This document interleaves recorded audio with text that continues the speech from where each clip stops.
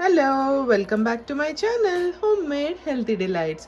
ఈరోజు నేను చూపించేది ముక్కల పులుసు అనమాట. ముక్కల పులుసు అంటే నాన్ వెజ్ అనుకునేరు కాదు, కలగూర పులుసు. సంక్రాంతి రోజు చేసుకునే కలగూర పులుసు. ప్రస్తుతానికి మన దగ్గర ఎన్ని కూరగాయలు ఉంటే అన్నీ నా దగ్గర ఉన్నాయి. ఇవి కాకుండా కొంచెం సొరకాయ ముక్కలు ఉన్నాయి, ఫ్రోజన్వి. ఇలా అన్నీ చక్కగా చాప్ చేసేసుకొని మనం ముందుగా రెడీగా పెట్టేసుకుంటే మనకి ఫాస్ట్గా పని అయిపోతుంది అనమాట.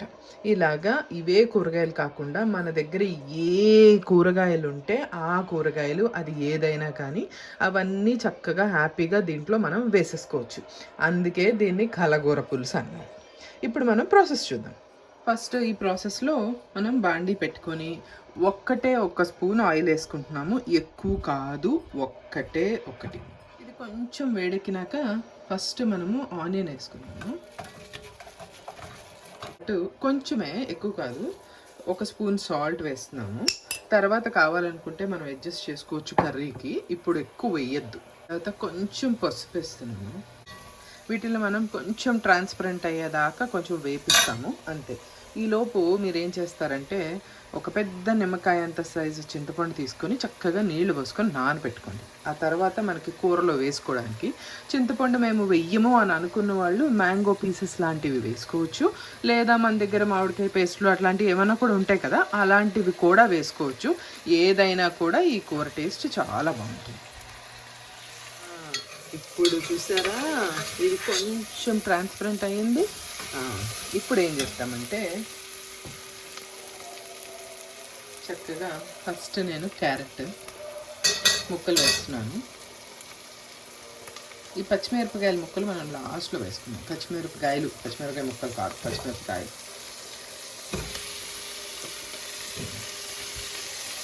ఈ సొరకాయ ముక్కలు, బెండకాయ ముక్కలు తర్వాత వేసుకున్నాము. ఫ్రెష్ అయినా ఫ్రోజన్ అయినా సొరకాయ ముక్కలు ముందే వేసేయాలి.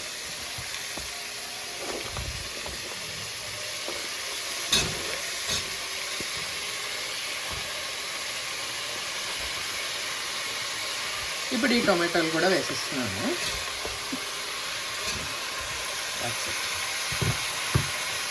వేసినాక ఇప్పుడు కొంచెం ఉడుకు పట్టింది. సొరకాయ ముక్కలు సగం ఉడికిపోయినాయి. ఇప్పుడు ఏం చేయాలంటే ఈ మన బెండకాయ ముక్కల్ని వేసేసుకోవాలి.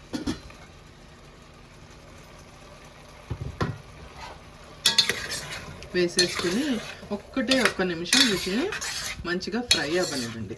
ఫ్రై అయిన తర్వాత మనం చింతపండు నానబెట్టుకున్నాం కదా, ఆ పులుసు దీంట్లో పోతురుగా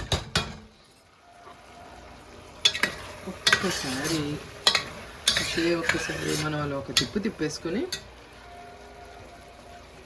ఈ చింతపండు పులుసుని నేను తీసి పక్కన పెట్టుకున్నాను. ఇది పోసేస్తున్నాను.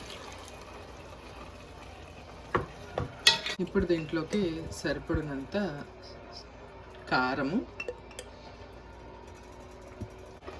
ఈ కూరకు సరిపడినంత బెల్లం వేసుకోవాలి. ఆ చింతపండు నీళ్ళతోనే మంచిగా అవసరమైతేనే నీళ్లు పోసుకోండి. నీళ్లు పోసుకుంటే టేస్ట్ పాడైపోతుంది. దీన్ని చక్కగా మూత పెట్టేసుకొని ఒక 15-20 నిమిషాలు సిమ్లో మంచిగా స్లోగా ఉడకనివ్వండి. హై మీద ఉడికిచ్చేస్తే టేస్ట్ బాగోదు. ఒక 20 నిమిషాలు మంచిగా సిమ్లో బాగా ఉడికింది. ఇది ఉడికినాక చక్కగా ఇవన్నీ ఉడికిపోయి ఉంటాయి. చక్కగా అంతా ఉడికిపోయింది. ఇప్పుడు ఇది ఏమన్నా ముక్కలు ఉడికినాయా లేదా అని అనుకుంటే చక్కగా ఘాట్లు పెట్టి ఒక్కసారి వీటిని చూసుకొని ఇప్పుడే ఉప్పు ఏమైనా సరిపోలేదేమో చూసుకొని కొంచెం సెట్ చేసుకోండి.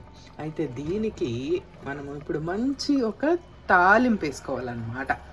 ఇప్పుడు తాలింపుకి కావాల్సింది బాండి పెట్టుకొని కొంచెం నూనె వేసుకొని ఒక 2 ఎండుమిరపకాయలు తీసుకున్నాను.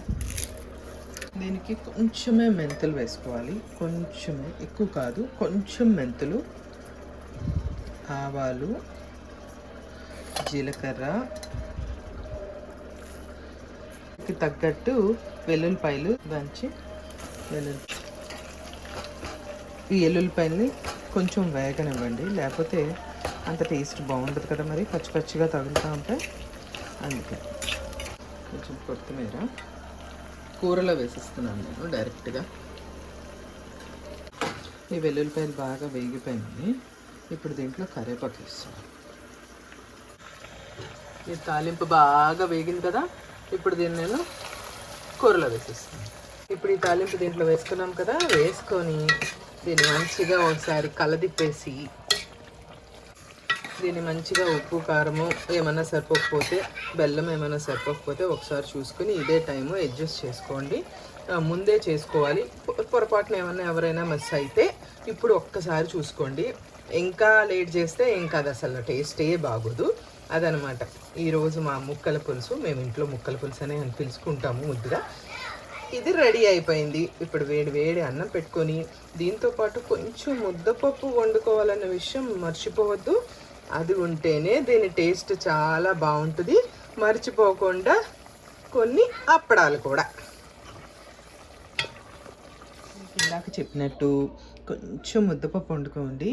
దానికి ఏదో ఒక పచ్చడి ఉంటుంది కదా, అన్నంలోకి ముందు ముద్దపప్పు కలుపుకొని పులుసు వేసుకొని అప్పడం పెట్టుకొని తింటే దీని టేస్ట్ చాలా బాగా తెలుస్తుంది. ట్రై చేయండి. Thank you so much for watching. Bye.